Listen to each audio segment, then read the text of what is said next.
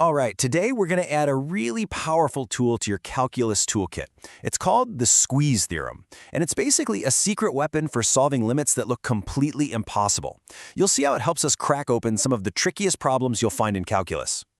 Okay, let's just dive right into a situation that trips up, well, pretty much everyone at some point.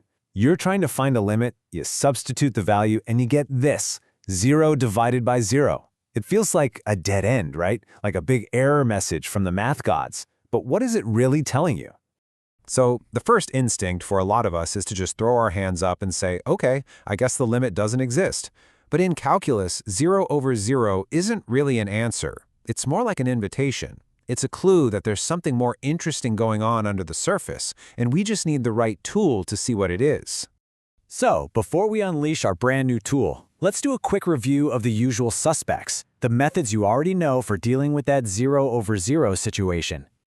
A lot of the time, your first line of attack is just plain old algebra. Many of these limits that seem stuck are really just hiding. The real function is in there, we just have to do a little algebraic unmasking to find it.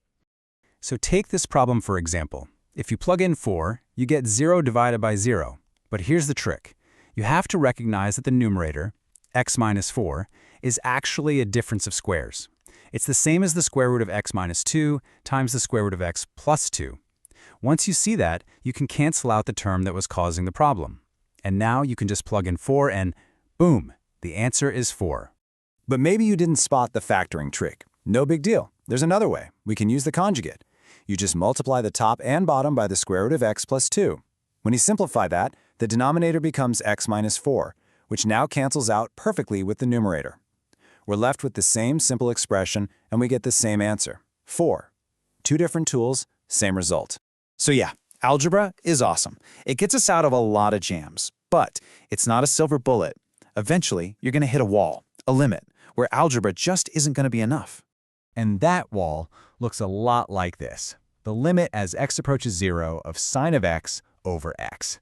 This is one of the most famous, most important limits in all of calculus, and when you first see it, it's a real head-scratcher. Let's try our usual moves. We plug in 0, we get sine of 0 over 0, which is, you guessed it, 0 over 0. Okay, so now we try to factor it. Nothing factors. What about the conjugate? Nope, that's not going to work either. Our standard algebraic toolkit has completely failed us. We're genuinely stuck, and that is when we need a new approach. And this brings us to our star of the show, the Squeeze Theorem. Some people call it the sandwich theorem, which is honestly a perfect name because it's all about trapping one function between two others. It's less about calculation and more about pure logic. Before we get into the formal math, the core idea is actually super simple and intuitive. Just picture this. You have some function, let's call it g of x, and it's always squeezed between two other functions, f of x and h of x. Now, if you know that f of x and h of x are both heading towards the exact same destination, the same limit, L, well, where else can g of x possibly go? It's trapped. It has to go to L. And here's what that looks like in more formal math language. It says exactly what we just pictured. You need three things. 1, a function that's always on the bottom.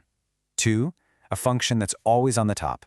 And 3, this is the crucial part, both of those outer squeezing functions have to be approaching the exact same limit, L.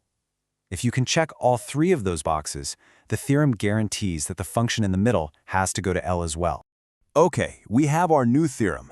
Now let's go back to that impossible problem and see how the Squeeze Theorem just blows it wide open. So, since algebra failed us, we have to get a little more creative. We're going to use geometry. By looking at a simple unit circle, that's just a circle with a radius of 1, we can actually build the two functions we need to squeeze our problem function, sine of t over t. The setup here is the whole key. If we look at a little pizza slice of that unit circle, we can define three shapes inside it: a small triangle, the sector itself, and a larger triangle that contains them both.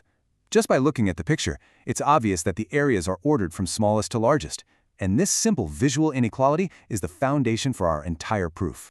Using some basic trigonometry, we can find the area for each of these shapes. The area of that little triangle is 1/2 sine of t.